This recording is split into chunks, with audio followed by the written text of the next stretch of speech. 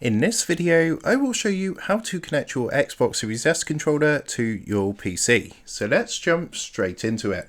So with the Xbox Series S controller, there's actually two ways to connect to your PC. So this depends on whether you have Bluetooth or not. If you don't have Bluetooth, it's no problem at all. If you look on the top of your controller, you've got a USB-C connection, and all you need to do is connect a USB-C cable to the top and plug that into your PC. Because this is obviously a Microsoft device, it's going to pick it up straight away.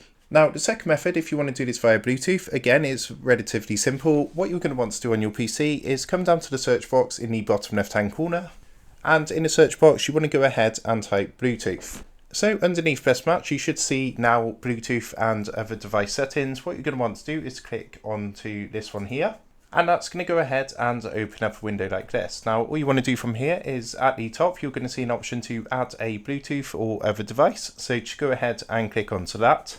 And then what you want to do from here is select everything else. As you can see, everything else is Xbox controllers with wireless adapters, DLNA and more. So go ahead and click onto that option.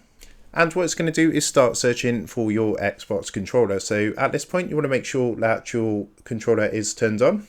And what's going to happen is your Bluetooth controller will come up in this list. Once it comes up, you just need to simply select it from here, and you'll be able to go ahead and use your Series S controller with your PC. Now, the Xbox Series S controller does work on a lot of games. Of course, you've got things like the Game Pass for PC, and of course, it will work on other applications like Steam and just general PC games. So that is how to go ahead and connect your Xbox Series S controller to your PC. I hope this tutorial did help you out today, and if this did help you out, I would really appreciate it if you was to consider dropping down below the video, leaving a like and also subscribing to the channel. With that being said, I just want to take a minute to thank you guys for watching this quick tutorial, and I will see you in the next video.